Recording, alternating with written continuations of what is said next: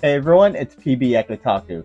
If you're an anime and video game figure collector, you probably knew that Wonfes just happened during Super Bowl weekend.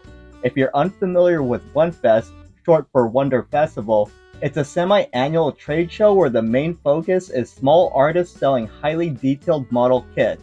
In addition, Wonfes is an event where figure manufacturers will unveil new products and give updates to previously announced items, such as showing painted prototypes. You can say that Wonfes is to anime figures what Tokyo Game Show and formerly E3 are to video games. For this video, I'd like to go over things that I'm looking forward to that were shown at Wonfes. There's a lot to go through, and for now, I'd like to focus on Nendoroids that were shown. The first Nendoroids I want to go over are the Hitachin brothers Hikaru and Kaoru from Oran High School Host Club. They joined Tamaki, Haruhi, and Kyoya. They're not painted yet, and it's not exactly clear how they will be sold. I don't know if they'll be sold individually or as a 2-pack.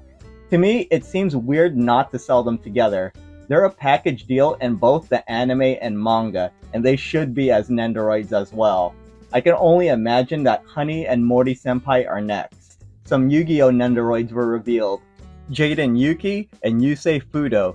Jaden Yuki comes with a mini wing Kuribo, while Yusei isn't shown with anything.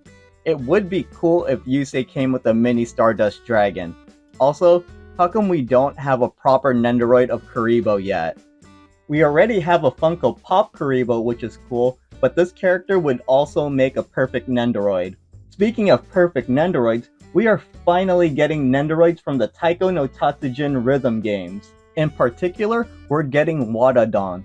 I really like the characters. They're funny looking, cute, and they all look so happy.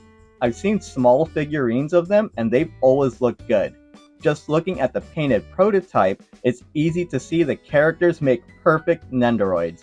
I really like that Wadadon is shown with a drum bass instead of the traditional square bass. Wadakatsu, the opposite colored drum, doesn't have a Nendoroid yet, but I could only imagine it's coming soon. Continuing the perfect Nendoroid train of thought, we're also getting something from Sumiko Gurashi. If you're unfamiliar with Sumiko Gurashi, it's a set of fictional characters produced by San-X, also known for producing Real Akuma. Sumiko Gurashi are basically mascot characters, and they appear on all sorts of merch, such as stationery and plushies. The Nendoroid we are getting is Nisetsumuri and a mini Tokage. The previously released Real Akuma Nendoroid looks great, so I'm looking forward to the Nisetsumaru Nendoroid. This Nendoroid is a first for Sumiko Gurashi, and I hope it isn't the last. In regards to first, we have another series that's making its Nendoroid debut. The Tekken series. Tekken 8 just released, and it's a hot commodity right now, so it makes sense that we are finally getting Tekken Nendoroids.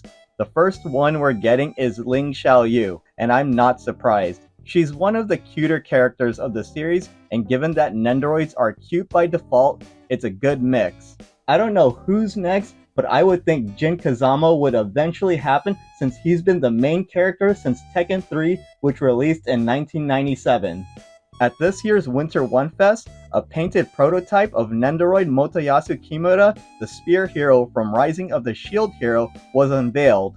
I'm actually not interested in this Nendoroid, and I can't understand why they chose absolute bottom tier worst boy Motoyasu as the first Nendoroid of the other heroes. Here's two more I'm looking forward to. Chef Kirby and Waiter Waddle Dee Nendoroids.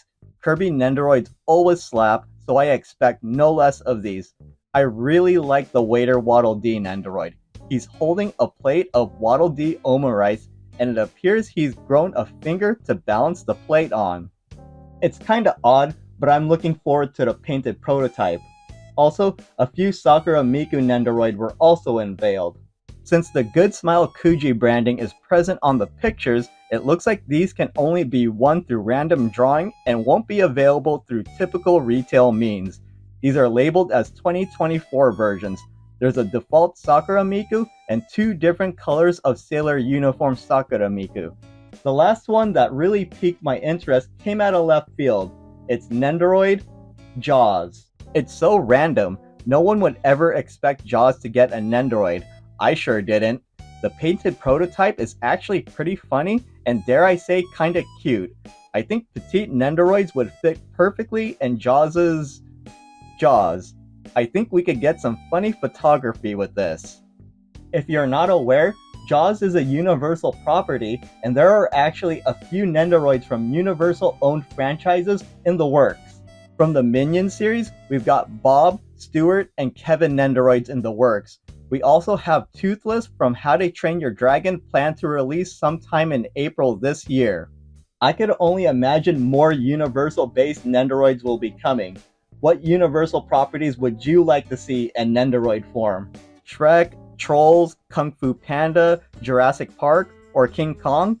Maybe some of the classic Universal monsters? Personally, I'd like to see Trolls transition to Nendoroid form. That would be interesting to see. That's all I'm gonna talk about for Wonfes in this video. I'll discuss it in the next one. What will I cover? I'll figure out when I get there. If you enjoyed the video, like, comment, subscribe. My Patreon is linked in the description if you'd like to provide further support. As always, contributing is never required, but any support you give me is greatly appreciated. Once again, thanks for watching, and I'll see you next time.